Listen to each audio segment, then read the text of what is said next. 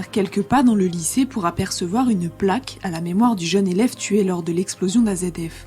Rosanne et Sophia, deux lycéennes, la découvrent presque 9 mois après leur rentrée. Oh, on vient tous les jours dans le lycée, mais on l'a jamais remarqué. C'est quoi ça? Je savais pas. À la mémoire de Moustapha Bourra, élève du lycée professionnel Joseph Gallieni, décédé lors de l'explosion de l'usine AZF le 21 septembre 2001.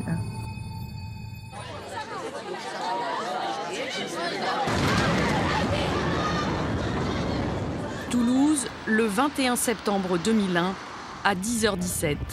On a eu un grand boom, regardez sur la capot de la voiture, comme une bombe qui a explosé là-bas. L'usine AZF, qui fabrique du nitrate d'ammonium et des produits chlorés, a explosé, provoquant une onde de choc sans précédent. Durant 24 heures, c'est le chaos, la sidération. Toulouse, en état de choc, s'organise pour faire face à l'urgence. Pour moi, ça va. Pensez aux autres. Voilà, j'ai des copains qui sont là-bas. La catastrophe fait 31 morts, des milliers de blessés et de sinistrés. Le souffle de l'explosion a dévasté le sud de la ville.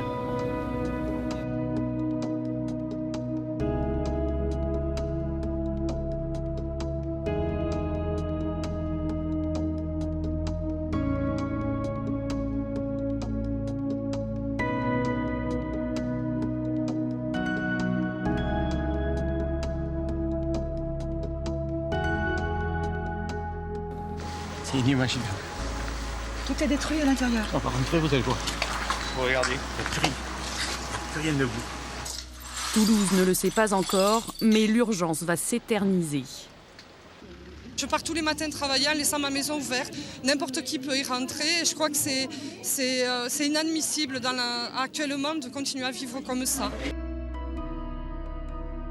L'explosion accidentelle d'un stock de produits chimiques destinés à la production d'engrais fera au total plus de 20 000 blessés dans la ville rose. La plus grande catastrophe industrielle depuis la Seconde Guerre mondiale. On la reconnaît à peine et pourtant il s'agit bien de la rocade de Toulouse. Il est 10h30, soit 3 à 4 minutes après l'explosion. Le complexe chimique à l'origine de l'accident se trouve à droite, à environ 150 mètres. Il n'en reste rien. Sur la rocade, des automobilistes errent, hagards et hébétés. Ils commencent à réaliser ce qui vient de leur arriver.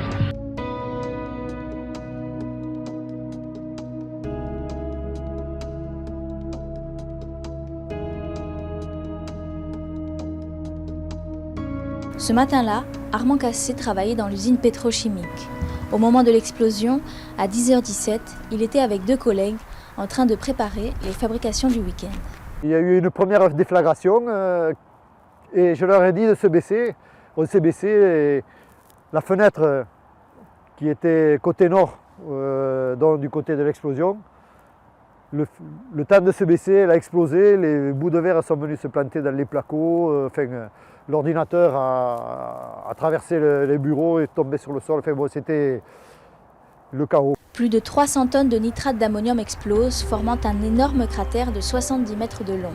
La déflagration est entendue à des dizaines de kilomètres à la ronde.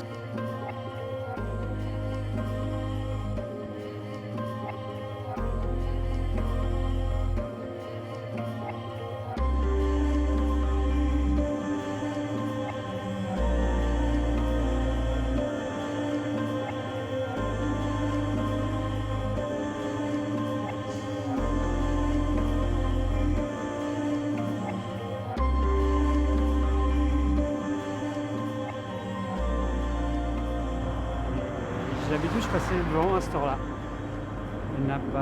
Donc je suis pas passé devant à cette heure-là parce qu'un élève me remerciait d'une bonne note à un de ses examens. Et j'habite dans 275 rue de Seyss, juste en face. J'ai eu mon appartement qui a explosé. Et le bruit était impressionnant, effectivement. Je suis partie en ville pour voir ce qui se passait. C'était étrange comme sensation.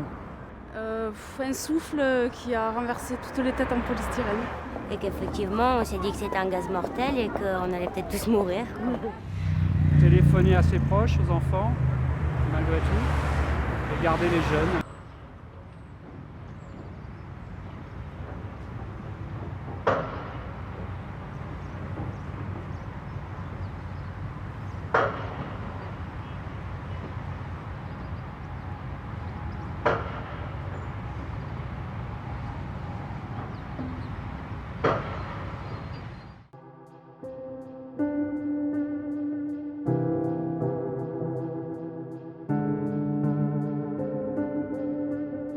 Didier Marmora était présent le jour de l'explosion. Ils ne sont plus qu'une dizaine de professeurs dans son cas.